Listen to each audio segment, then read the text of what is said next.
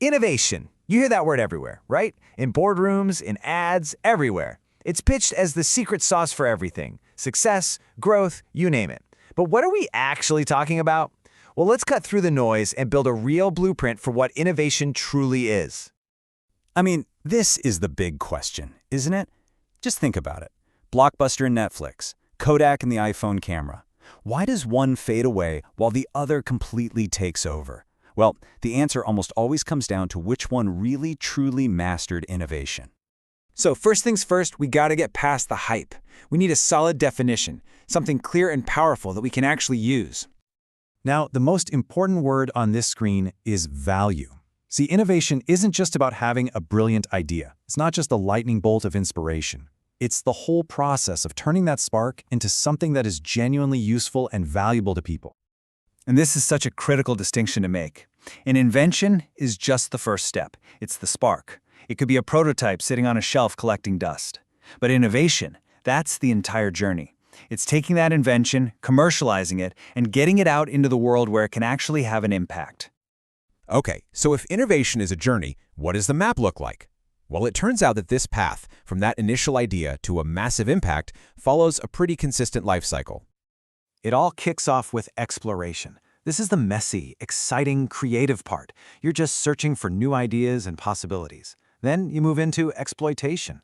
This is where the hard work happens, developing those ideas into something real and ready for the market. And finally, you have diffusion, because an innovation doesn't really matter until it spreads and people actually start using it. And this brings us to this constant tug of war that every single company faces. Do you invest in exploring the next big thing, or do you focus on exploiting what you're already good at? If you do too much exploration, you might never actually launch anything. But if you only focus on exploitation, you're going to get left behind. It is an absolutely critical balancing act. All right, let's open up the playbook, because innovation isn't just one monolithic thing. It comes in all sorts of different shapes and sizes. And knowing these different types is like a coach knowing all the different plays that can call to win the game. Usually, our minds jump straight to product innovation, a brand new phone or a faster computer. But think about a revolutionary new streaming service or a super fast delivery method. That's service innovation. Or what about finding a smarter, more efficient way to build something? That's process innovation. They are all incredibly powerful moves. And of course, the scale of the change really matters. You've got radical innovation. This is the big, high-risk, high-reward moonshot that creates whole new markets. Think about the very first smartphone. On the other hand, you have incremental innovation. These are the small, continuous improvements that keep a product competitive, like the annual software update on your phone. You absolutely need both. But we can get even more strategic than that. There's a really powerful framework that breaks innovation down into 10 distinct types across 3 main categories. Let's check it out. First up, you've got configuration. This is all the behind-the-scenes stuff, how the engine of your business actually runs. It could be a game-changing profit model, like moving from selling a product once to a monthly subscription. Or it could be a brand new internal process that makes you way more efficient than anyone else. Next is the offering, and this is the one we're all familiar with. It's what a business sells. It might be about boosting product performance, making it faster or stronger. Or it could be about creating a whole product system, an ecosystem where different products all work together, like your phone and its entire app store. And finally, there's experience, which is all about how it feels to be a customer. This covers everything from the quality of service you get to the channel used to deliver it. I mean, think about the magic of one-click ordering. It's about building a powerful brand and creating real customer engagement. Here's the secret, though. The best innovators don't just pick one. They combine moves from all 3 of these categories. Okay, so let's zoom way out for a second. Innovation doesn't just happen in a bubble. It's part of these massive, powerful economic waves that literally reshape our world over decades. There's this amazing term for it, creative destruction. Sounds intense, right? But the idea is that a powerful new innovation comes along, and yes, it destroys old ways of doing things. Think of cars replacing the horse and buggy. But in that destruction, it creates brand new industries and incredible new growth. And you can actually see these waves playing out across history.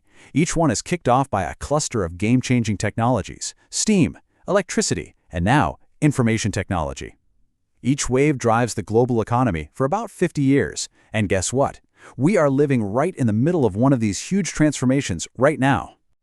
Now, if you zoom back in, each individual technology follows this really predictable path called an S-curve. At first, growth is slow. Then it hits a tipping point and improves really, really fast. And finally, it starts to plateau as it reaches its natural limits. Understanding where a technology is on this curve is key to predicting when the next disruptive thing is about to emerge. So we have the theory, we have the types, we have the history. But how do you actually do it? How do you make innovation happen on purpose, instead of just waiting for lightning to strike?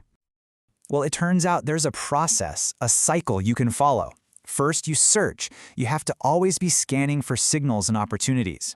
Then you have to select, and this is tough because you can't chase every shiny object. Next, you implement. This is where the rubber meets the road. And finally, you have to strategically capture the value you've created. This isn't about luck, it's a discipline. And that really brings us to the single most important idea to take away from all of this. If you remember one thing, let it be this. Innovation is not some mysterious art form. It is not a random flash of genius that only strikes a lucky few. It is a discipline. It's a process that can be understood, managed, and most importantly, learned. So as we wrap up, let me leave you with this question. Innovation isn't just for tech companies in Silicon Valley. It's for all of us. It's a tool for solving problems. So look around at your own world, your job, your community. What's inefficient? What's frustrating? What problem is just sitting there, waiting for a new idea to come along and create some real value?